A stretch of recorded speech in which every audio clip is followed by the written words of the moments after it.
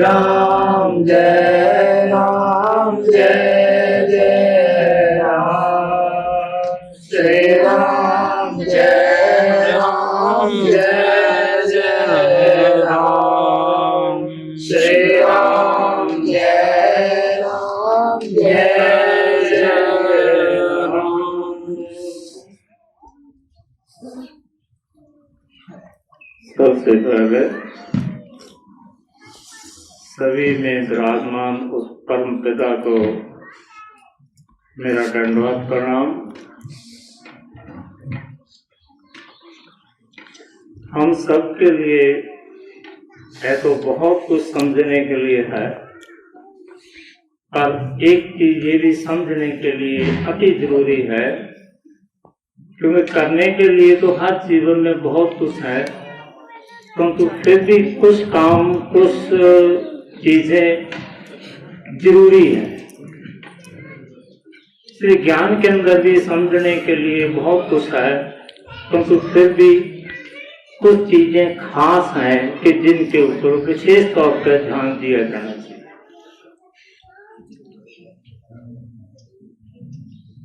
एक पक्षी है, उड़ने के लिए उसके दोनों पर सुरक्षित रहने जरूरी है।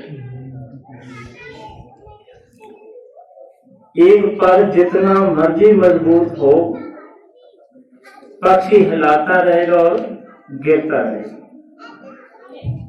उड़ने के लिए उसके दोनों पैरों का मजबूत होना लाजमी है। एक बहुत ही ध्यान देने योग्य बात है, सबके लिए है वो। हम सभी ये याद रखते हैं कि मेरे अंदर परमात्मा है। कोई मुसीबत आए, कोई और कई कारण बन जाए, तो आपने ये झूठ कहना है कि मेरे अंदर परमात्मा है। और जायज बात है कि सबके अंदर परमात्मा है। जब सबके अंदर परमात्मा है, सबकी वैल्यू बराबर है। कभी भी किसी को अपने से कम ना समझो। एक बात आम बात होती है ना कि अपने से कम किसी को भी ना समझो, और वही पक्षी का एक पर और दूसरा एक पर हो गया, अब दूसरा पर है किसी को अपने से ज्यादा भी ना समझो। जितना अपने से किसी को कम महत्व देना गलत है, इतना ही अपने से ज्यादा महत्व देना भी गलत है। क्यों? कोई भी जीव है, उसकी वैल्यू कब तक है? जब तक उसके अंदर वो परम पिता परमात्मा की होंद मौजूद है। जिसके अंदर से वो होंद हट जाती है तो जलाने, दफनाने, नष्ट करने योग्य चीज हो जाती है। जब सबकी वैल्यू ही उस परम पिता परमात्मा के अंदर होंद के कारण है, तो कौन किसी से कम है तो कौन किसी से ज्यादा। हर चीज के दोनों पहलुओं के ऊपर ध्यान देने की जरूरत होती है। जितना किसी की झूठ मूठ बदनामी करना गलत है, उतना ही झूठ मूठ सिफत करना भी गलत है। क्योंकि गलत तो गलत ही रहेगा, चाहे तुमने झूठ लांछा लगाया, चाहे झूठ किसी की उक्ति की, गलत तो गलत है। हाथ कड़ी भले ही लोहे की है, भले ही सोने की है, हाथ कड़ी तो हाथ कड़ी ही रहेगा। झूठ का पाप सबको पता है ही है, चाहे वो किसी की बदनामी में बोल रहे, चाहे झूठ से मत में बोले, झूठ तो झूठ है। इसी तरह दोनों पहलुओं के ऊपर ध्यान देने की जरूरत है। अब आप थोड़ी आगे सरकार है कि हर एक कहता है कि अपने अंदर परमात्मा को जानो। जिसने अपने अंदर परमात्मा को जान लिया उसे परम गति मिल गई, उसका जीवन सफल हो गया। हर एक को अपने अंदर परमात्मा को जानना चाहिए। पर वही बात फिर वही आकर रुक जाएगी कि पक्षी का एक पर और दूसरा पर नहीं ध्यान दे रहे ना। ये तो सभी ध्यान दे रहे कि जितना हो मैंने नाम जपना, जितना हो मैंने सुमरन करना, जितना हो ध्यान करना, क्योंकि मेरे अंदर वो परमात्मा, वो परम पिता विराजमान है। परिस्थितियों के अंदर बस यही आकर देख लग जाती है हमारी कि मेरे अंदर परमात्मा है। जितना ये लाजमी है इस बात के ऊपर विश्वास करना, इस चीज को जानना, इस चीज को मानना कि मेरे अंदर परमात्मा है, इतना ही ये लाजमी है इस चीज को भी मानना कि दूसरे के अंदर भी परमात्मा है। अपने अंदर परमात्मा है इसको भूल जाना जितना गलत है, इतना ही ये भी गलत है अगर जब हम भूल जाते हैं कि दूसरे के अंदर भी परमात्मा है। हम अपने अंदर के परमात्मा को भी जानना है और ये भी बात उतनी ही लाजमी है, हमें ये भी नहीं भूलना है कि दूसरे के अंदर भी परमात्मा है। अगर हम एक ही बात लेकर ये बैठ जाते हैं कि मैंने जान लिया, मैंने विश्वास कर लिया, मैंने मान लिया कि मेरे अंदर परमात्मा है, अब दे रहे लोग एक पॉइंट फैसले का इतनी ही दृढ़ता लेकर चलना है कि दूसरे में भी परमात्मा है। अकेले ज्ञान से बात नहीं बन सकेगी। देखो ज्ञान प्राप्त हो गया, ज्ञान से बात नहीं बनेगी। बात वही है कि पंख एक रह सके। दूसरे पंख के ऊपर ध्यान देना लाजमी है। क्या है? दया, रहम, करुणा, तब जाकर हमारा पूरा सब्जेक्ट होगा। तब हम अपने जीवन में सब तरह मुक्ति धाम की तरफ बढ़ पाएंगे।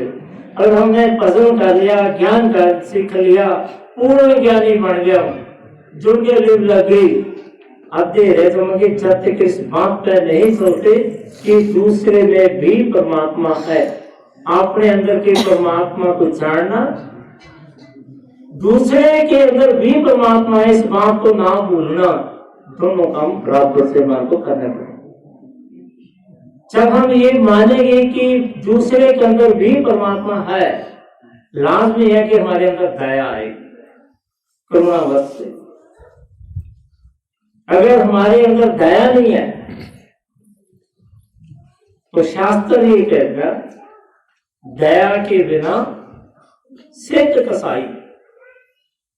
जितना मर्जी कोई महान व्यक्ति सिद्ध हो जाए, अगर उसके अंदर दूसरे के प्रति दया नहीं है तो वो एक कसाई कहलाने के योग्य है।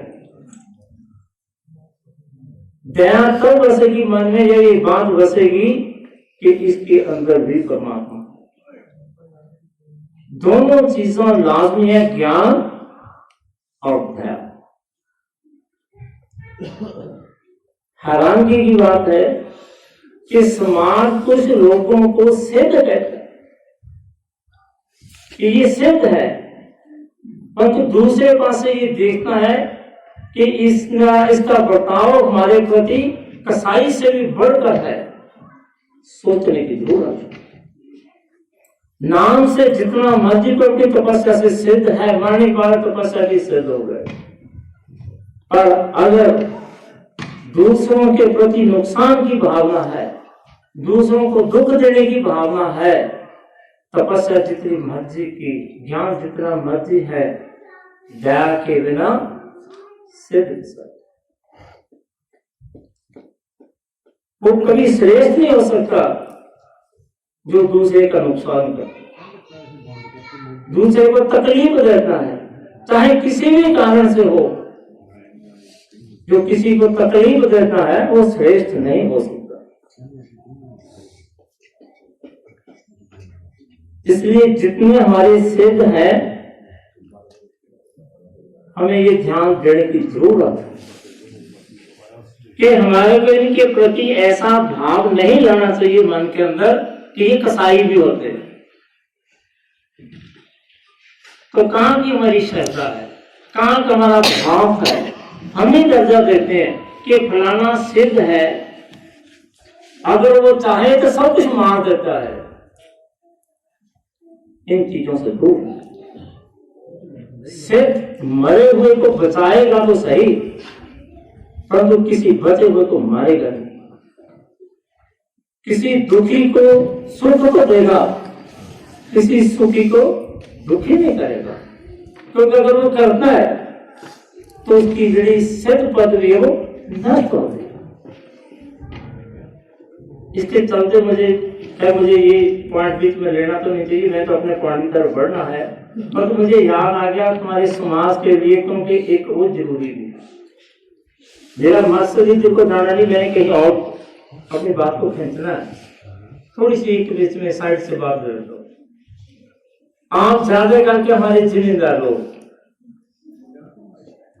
जो ज्यादा करके माल पशु वगैरह रखते हैं, क्या एक मन में पक्की चीज बैठी है कि सिद्ध चंगण देवता जे बिगड़ जाए तो पशु मार देगा, पशुओं का नुकसान कर देगा, डरते है तो नहीं ऐसा। दृढ़ता से पालना जो पशुपालन का काम करते हैं, मेरे को लगता है एक आदमी भी इस बात से बचा हुआ होगा जिसका नहीं है। इस सिद्ध चंगण बहुत सख्त देवता, एक बाड़े खाली कर देता है, बिगड़ जाता है। तुम सोचो कुछ, तुम नहीं कहते सिद्ध चांगण, एक पासे तुम सिद्ध कहते हैं, एक पासे कहते हैं कि वो मार देता है। ऐसी भावना नहीं बनाया करते हैं लोगों के प्रति, किसी को कुछ नहीं करते, कभी किसी को कुछ नहीं करते। जब ये भाव बनाए जाते हैं तब हमारा भाव ही ले बैठता है। सीधा यह देवता किसका नाम है? जो दे रहा है, देवता दे रहा है, किसी का नुकसान नहीं करता। इन चीजों से थोड़ा ऊपर उठ कर चलना, बस मेरा इतना ही कहना था। क्योंकि हमारे लोगों के अंदर सिद्ध चैनल की बहुत बड़ी दहशत है। फलाने कितने पशु मार दिए, फलाने कितने मार दिए, वो हो गया वो हो गया। तुम्हारा भाव ही सब कुछ कर रहा है, ये किसी को लोग कुछ नहीं कहते। क्योंकि कोई भी देवता संत महात्मा दया बरसाने के लिए आए हैं, देने के लिए आए हैं, तुम्हारा नुकसान करने के लिए नहीं। अगर तुम डर रहे हो, जहां तो तुम्हारी कमजोरी है, जहां तुमने खाम किसी को संत महापुरुष की उपाधि दे दी जो योग नहीं थी। क्योंकि हमारा शास्त्र ये कहता है, हमारे धर्म ग्रंथ ये कहते हैं, और फिर दो परों में आकर बात फिर फंस सकती है। जैसे आम लोगों का तुम्हारा होता है ना कि मैंने किसी से डरता, मुझे परमात्मा का विश्वास है, मुझे अपने देवता का विश्वास है, मुझे अपने गुरु का विश्वास है, मैं नहीं किसी से डरता। आम लगभग लोगों के अंदर ये आस्थाएं बड़ी होती है। बात फिर वही आ जाएगी एक पर, बहुत अच्छी बात है। जहां भी कुछ आ रहा, किसी देवता को मानता, गुरु को मानता, संतों को जो भी मानता, उसके अंदर इतना विश्वास दम होना लाजमी है कि मैं नहीं डरता किसी से, मेरा कोई चीज कुछ नहीं बिगाड़ सकती। और दूसरे पास ये याद रखो, कहीं ऐसा तो नहीं है कि तुम किसी से डरते तो है नहीं, डरते तो होंगे ना किसी को। जितना ये जरूरी है कि मैं किसी से डरता नहीं, इतना ये भी लाजमी है कि भाई मेरे से भी कोई ना डरे, मैं नहीं डराता किसी को। तब जाकर दो ही बातें पूरी होंगी। अकेला इसमें नहीं हो जाएगा कि मेरे को विश्वास है मेरी रक्षा करने वाला बैठा है, परंतु दूसरों को भी ये विश्वास में लेना जरूरी है कि ना मैं डरता ना मैं किसी को डराता। मेरे को भी डराने की कोशिश ना करियो, क्योंकि मैं किसी से डरने वाला नहीं। किसी भी मोड़ पर कभी भी मेरे से डरियो भी कोई ना, क्योंकि मैं किसी को कुछ नहीं करता। तो एक बार पूरे करने ना सुनिए। इसलिए एक भक्त के लिए भी ऐसा है। अब तुम सोचो, क्या कोई संत महात्मा फकर फकीर देवता क्या किसी को डराता होगा? ये तो है ही नहीं, शास्त्र का लेख कोई नहीं है। जो भी बंदगी करने वाले लोग हैं, ना वो डरते और ना वो किसी को डराते। खुद भी आनंदित रहते हैं, सुख बोलते हैं और दूसरों के लिए भी आनंद बरसा। इसलिए याद रखो, एक एक आधी आधी बात लेकर नहीं करना, दूसरों पर दया और अपना जितनी जहां जहां भी कुछ आ रहा करागा, अति ज्यादा जरूरत है दृढ़ता की, विश्वास की अति ज्यादा जरूरत है। परंतु इस चीज की भी दृढ़ता की जरूरत है कि जो परमात्मा मेरे अंदर दूसरे में भी वही है।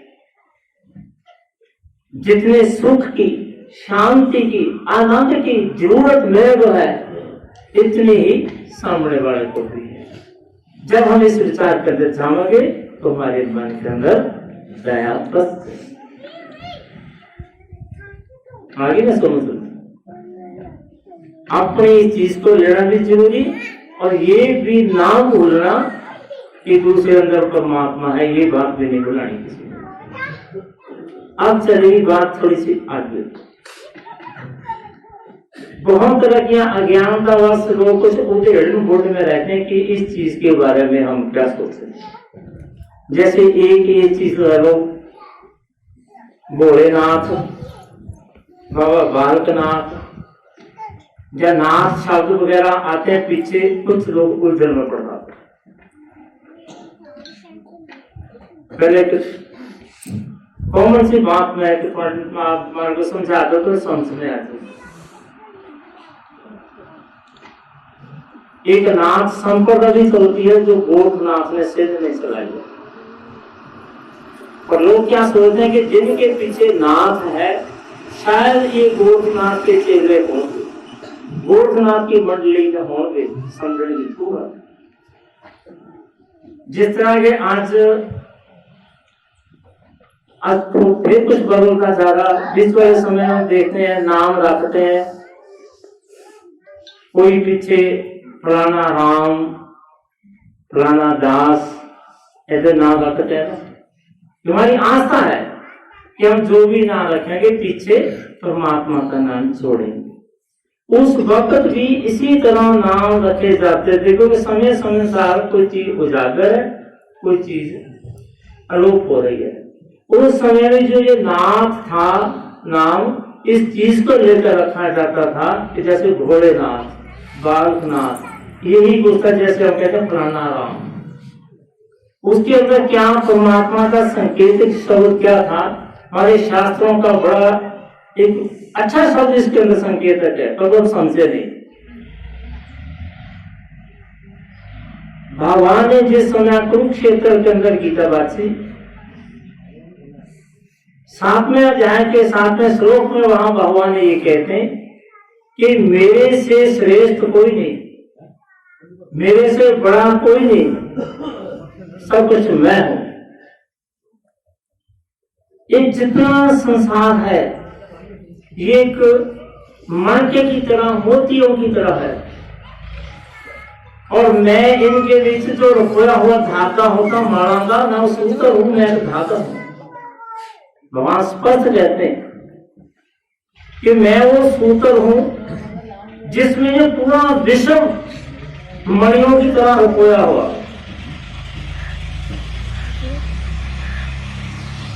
गूंथा हुआ, गूंथना गूंथना कहते हैं, गूंथा हुआ, नथा हुआ। नथा भी इसी चीज को कहते हैं, किसी चीज को ताकत का नथी को। भगवान कहते हैं कि मैं वो हूं, ये संसार मन के मूर्तियों की तरह है और मैं वो सूत्र धातु हूं जिसमें ये सभी रुपये हुए हैं, जिसमें सभी रुपये हैं, गुंथे हैं, नथे हुए हैं। मानो कि सब परमात्मा में नथे हुए होने कारण परमात्मा को ही एक नाम से, नाथ नाम से भी संबोधित करते हैं। आरतियों में भी आता है, सभी जगह आता नाथ शब्द, मतलब वो मालक, वो परमात्मा।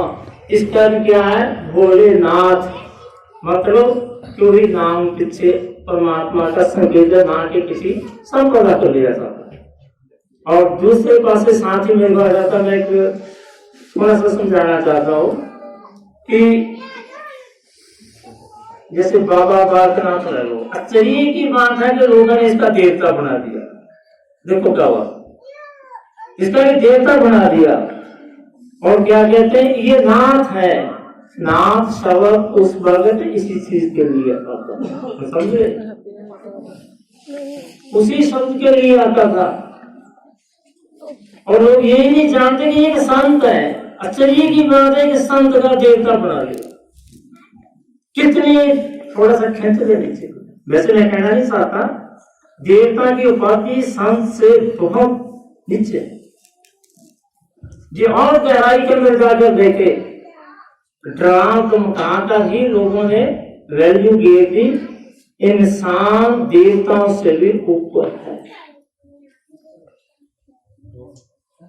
शायद तुमने कभी गौर किया होगा, कभी कभी कोई बात एक घंटे की नहीं याद रहती, कभी कभी बात कोई सालों सालों की भी याद है। मेरे को एक लाइन याद है, तुम्हारे को तो ज्यादा पता होगा।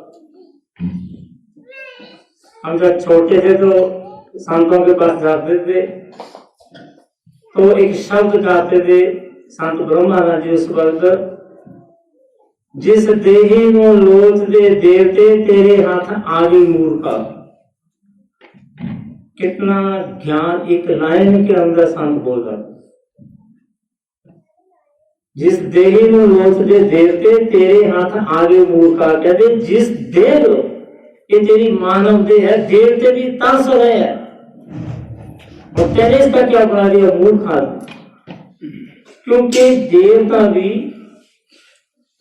एकदम कुछ भजन करें, तपस्या करी, स्वर्ग लोक में चले गए, परंतु भगवान कहते हैं गीता के अंदर, ये जितने भी लोग हैं, क्योंकि 7 लोग धरती के नीचे, 7 ऊपर, 14 लोग जिनको मुसलमान 14 तव कहते हैं, 14 लोग, 15वां वैकुंठ नाम है विष्णु जी का। भगवान कहते हैं कि जितने भी ये ब्रह्मा पिता के लोग हैं, तो 14 लोग पर ब्रह्मा जी का अधिकार है। ये सब पुनरावृत्ति के लोग हैं, लौट कर आने के लोग हैं। जो भी वहां चले जाता है उसे लौट कर यहाँ आना ही पड़ता है। भजन करने से ही वैकुंठ धाम में प्रवेश होता है। तो देवता लोग क्या है कि भजन करिए, कुछ तप किया, कुछ ऊंचे उठ गए, क्योंकि वहां बीच में मामला फंस गया, क्योंकि वहां जो कमाया उसका सुख भोगो, कर्म करने का अधिकार किसी को नहीं।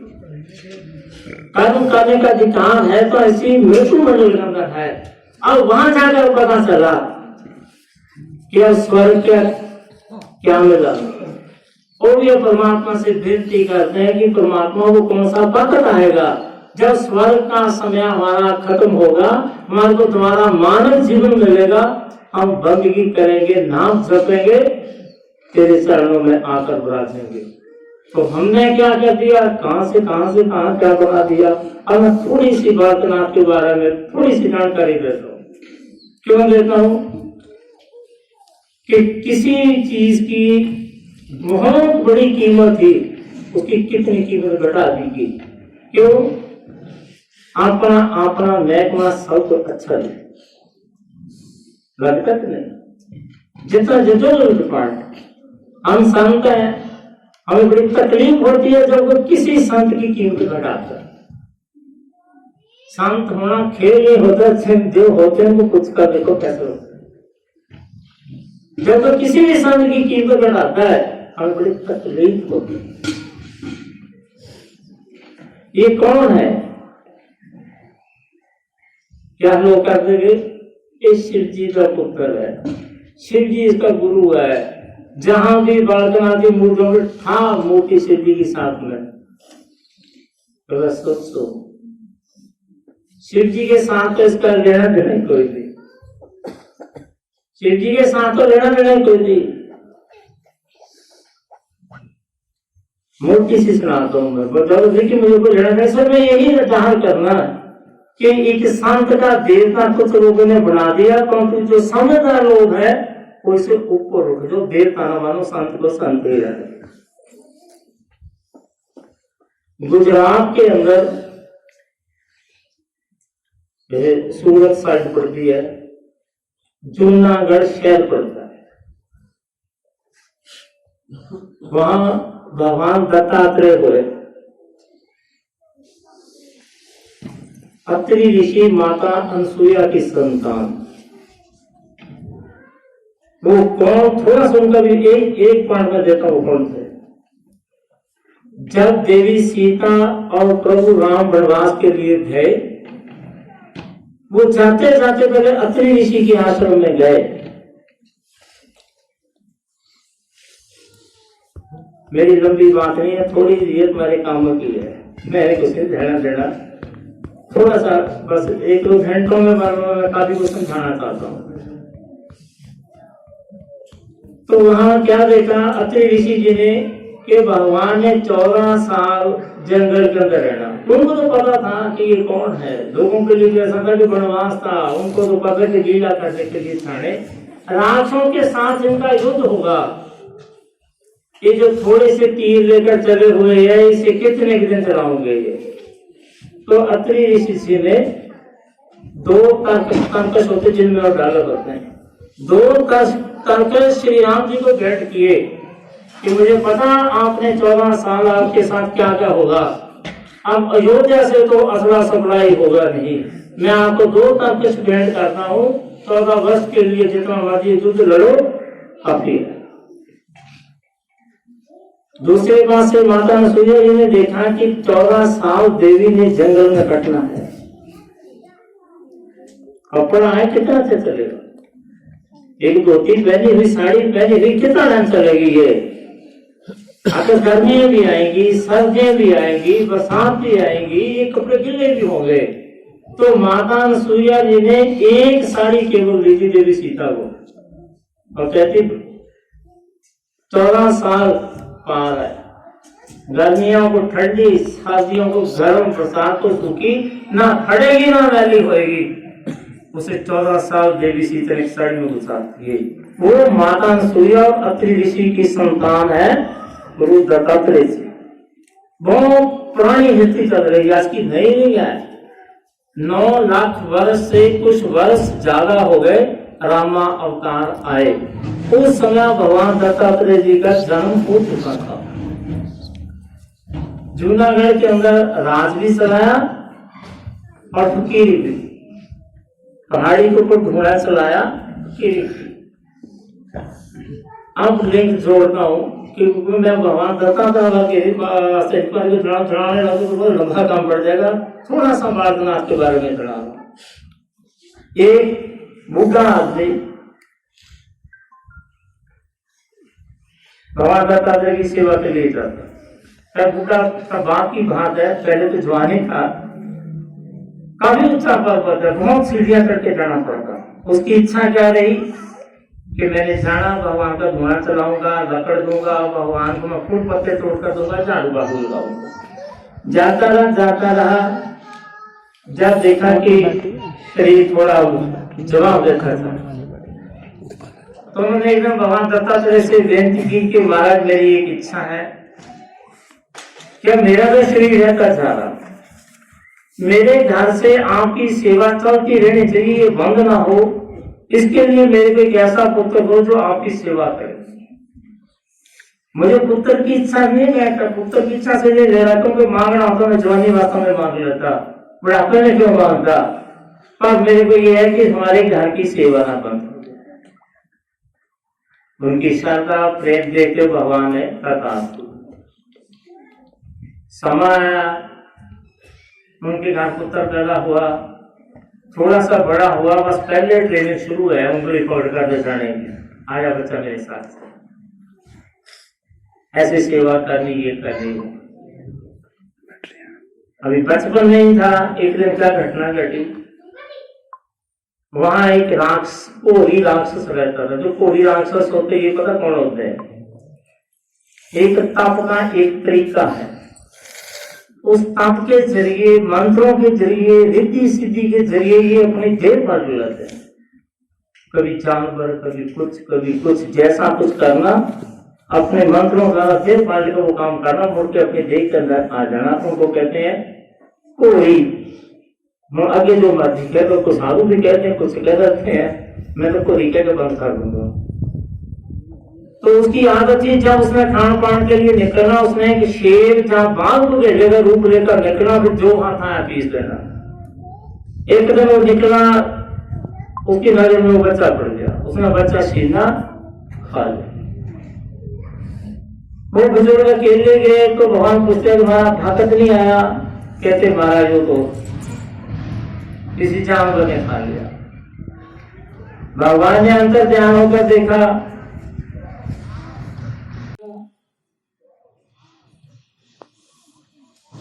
ये तो किसी कोहरी ने ये अपना खेल खेल दिया।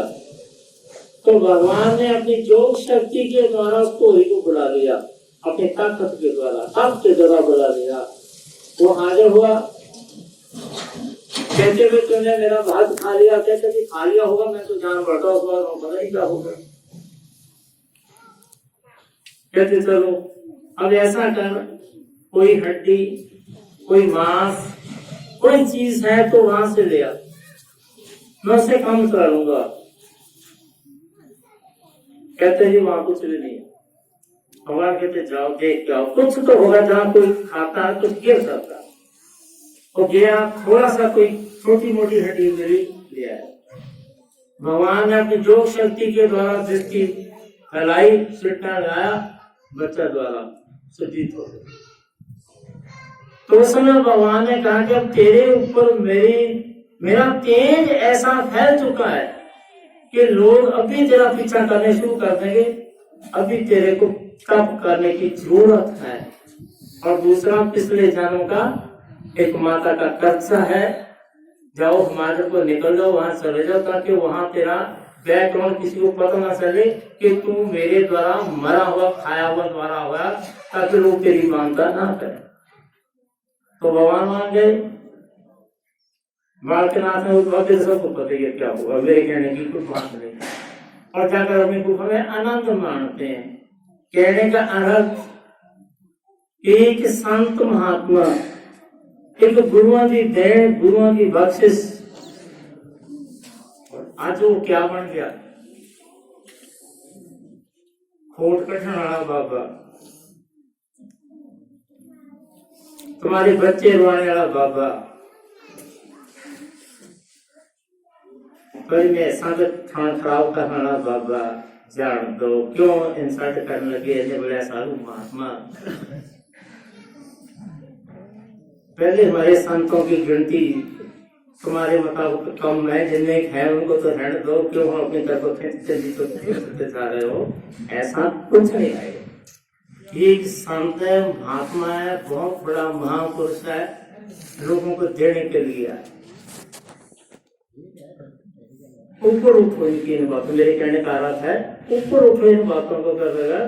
संतों की संगत, संत संगति में ही सब कुछ है, नीचे की तरफ ध्यान देने की जरूरत नहीं है। पता नहीं आगे से क्या बना। हैरानगी की बात में तो ये आती है कि दिमाग इस काम के लिए इतने तेज है, जिसको तोड़ना मरोड़ना कुछ बनाना दिमाग पे हटेंगे, छड़ते नहीं उसको।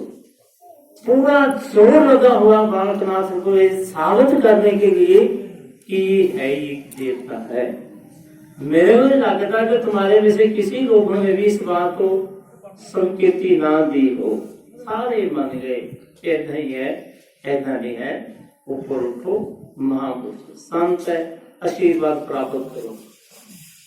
कहने का 100 की बात नहीं है, खत्म करता हूँ। मैं किसी की विरोध नहीं कर रहा, मुझे किसी की निंदा की जरूरत नहीं है, क्योंकि मैं समझता हूँ कि जैसा मेरे अंदर है ऐसा दूसरे के अंदर है। और मैं बार बार ये कहूंगा कि संतों की संगति सबसे बड़ा इस दुनिया का समझदार व्यक्ति है जो किसी संत महात्मा की शरण में है। सबसे ज्यादा मंदभाग्य व्यक्ति है जो किसी संत की निंदा करता है। कहा जाता है जो संतों का निंदक है बार बार जन्म लेता, बार बार मरता, बार बार जन्म लेता, बार बार मरता। किस तरह? देखो ना, कई बार कुछ पशुओं के बच्चे, कुछ इंसानों के बच्चे लगभग कहीं ना कहीं सुनने को आ जाता है कि वो बस बाहर आती सारी एक दो सांस ले वो पूरा हो गया। अच्छा, ऐसी घटनाएं घटती बस 99% समझ लो जो माँ के गर्भ से बाहर आते एक दो सांस लिए छुट्टी। संतों का निंदक पक्का संतों की निंदा की उसका दंड भोग रहा है।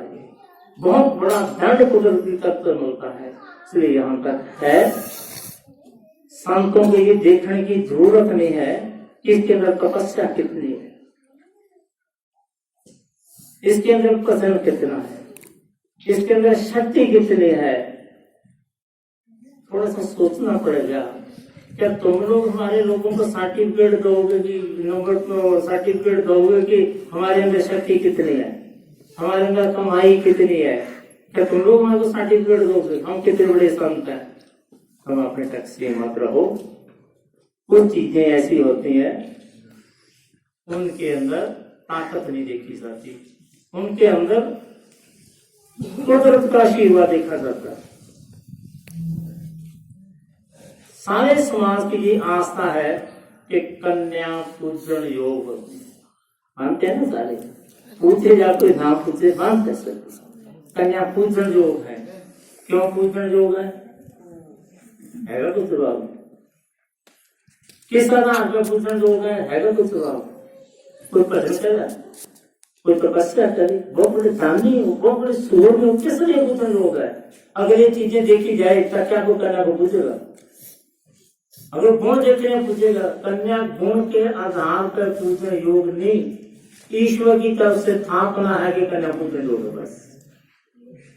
इसलिए कोई भी बताए, जब भी कोई किसी कन्या को भोजन सिखाता है, दान देता है, क्या वो कभी ये देखता है कि पहले इसका रिकॉर्ड पता करो, लड़ती तो नहीं, ये घाड़ी तो नहीं देती, ये चोरी तो नहीं करती, झूठ तो नहीं बोलती? क्या कोई पूछने जाता है? क्योंकि कन्या की पूजा ना भजन के आधार पे, ना तपस्या के आधार पे, ना इसका एक इसका स्वभाव बहुत अच्छा है, कुदरत की तरफ से पूजने योग है। बात जिसे खत्म। वो है लड़ती, वो है झगड़ती, वो है चोर यार ठागे बेईमान है, जो मर्जी है, कन्या पूजन योग ही है। बिन पूछे किसी को कोई अधिकार नहीं कि कन्या के ऊपर इन चीजों की शान बन करके फिर उसको कन्या की मांग कर दे। कम गलत नहीं करे, ऐसा था। गौ पूजन योग है, ना कि ये है कि गौ के अंदर दूध कितना है, इसकी कीमत कितनी है, इसकी शक्ल कैसी है। गौ ईश्वर की तरफ से वरदान है कि ये पूजने योग। चाहे वो सिंह मारती, चाहे वो चोरी किसी का चारा खा जाती, खेत उजाड़ देती है, मार देती है किसी को, गौ पूजन योग ही है, क्योंकि ईश्वर की तरफ से वरदान। गंगा नदी पूजन योग है, क्यों? ईश्वर की तरफ से वरदान।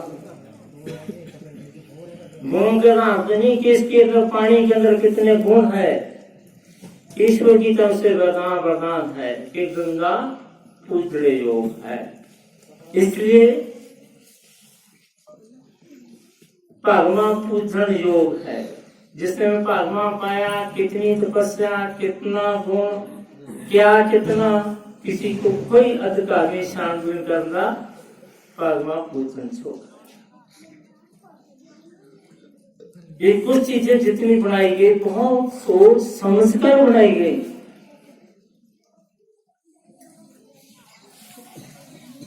वाणी में श्लोक आता,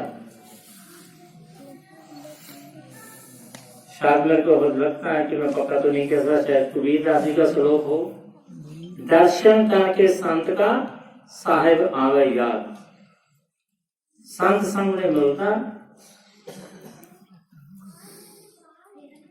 किस चीज को नमस्कार हुई? परमात्मा। दर्शन करके संत का साहेब आवे याद, उसको नमस्कार।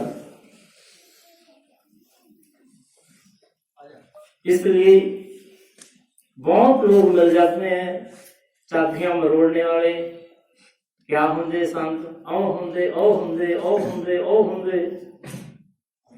ऐसा जी शिक्षा हमको परे में होके एक परिपक्व तौर पर आस्था जमाए रखो कि संत सबके लिए आदर योग होते हैं, पूजन योग होते हैं।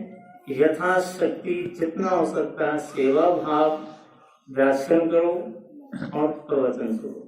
कभी न सोचो किसी संत के प्रवचन है, मेरे को तो किसी ने कहा नहीं कुछ भी। अति मंद भाग्या की कोई संत प्रवचन दे रहा तो वहां से निमंत्रण की इंतजार कर।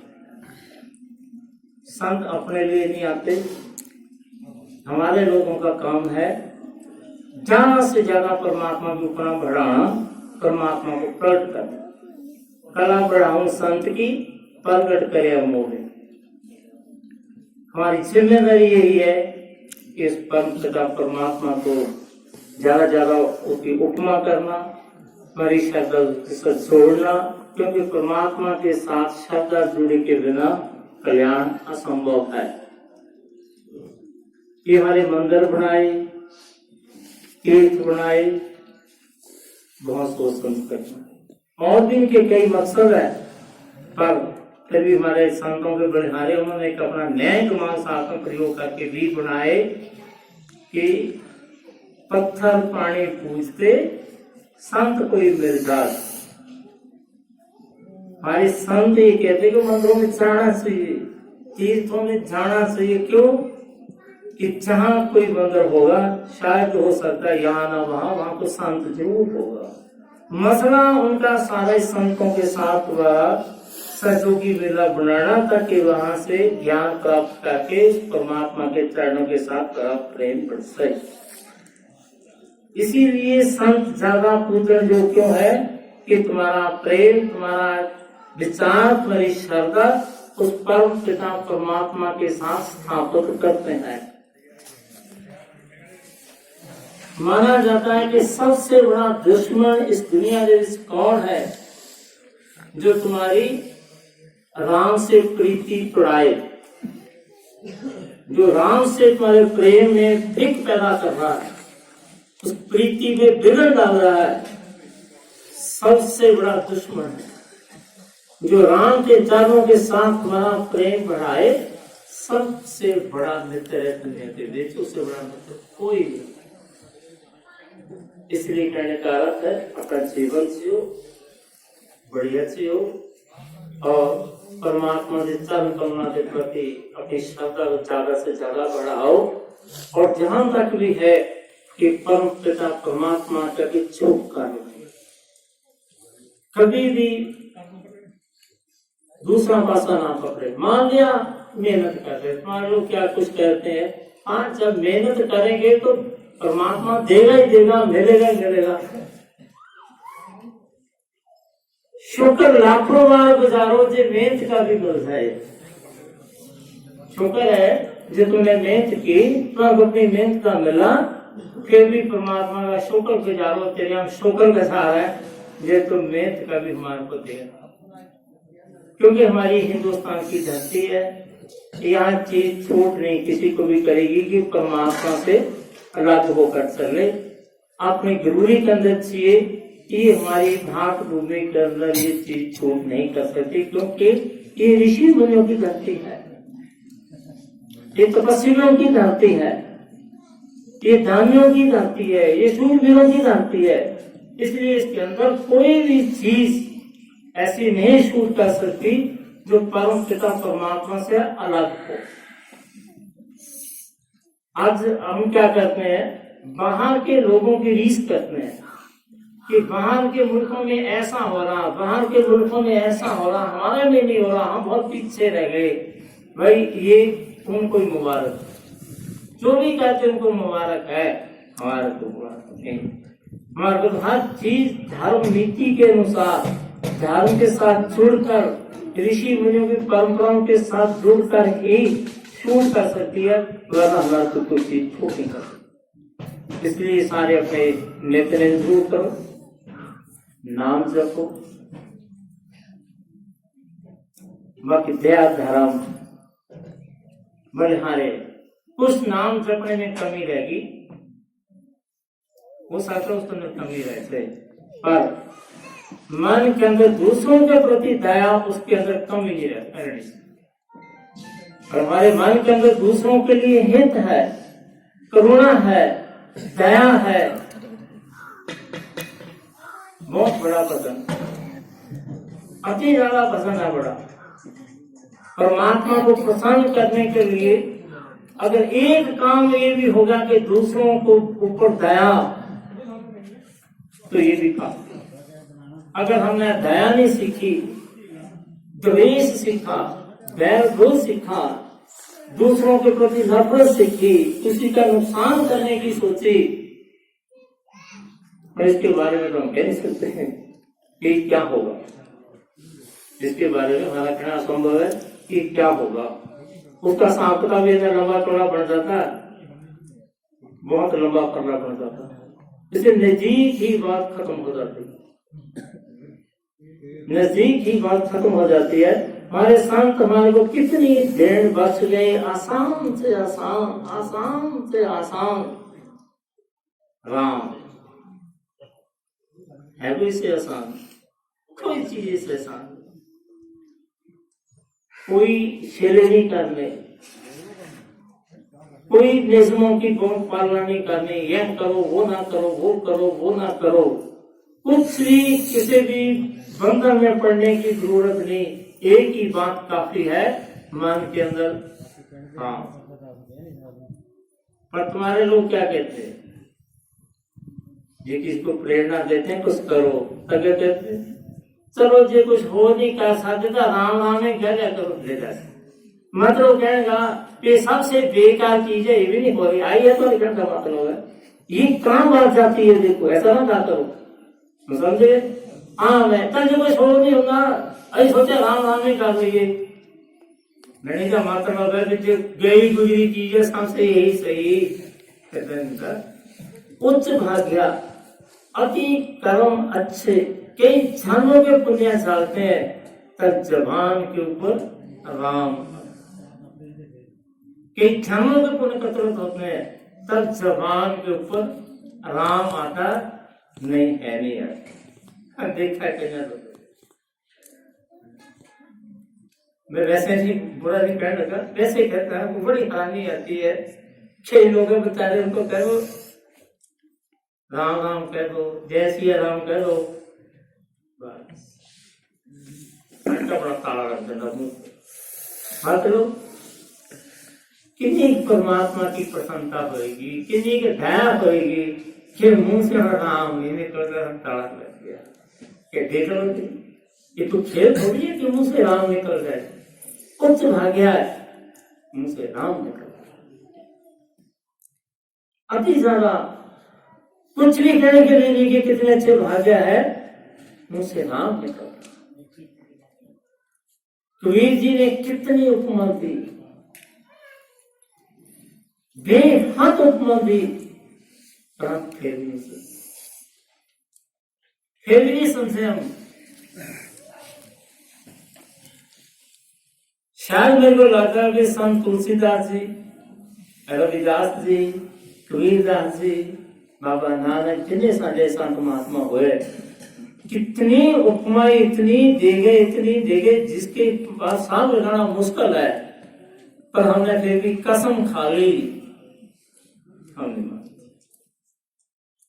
कबीरदास जी ने कितनी उपमा दी, कहते जो आदमी सोया हुआ, ब्राट नहीं मार दो, तो ब्राट मारना चाहते हैं ना, करे सोया हुआ बरलाता हुआ भी एक माने राम कह दे।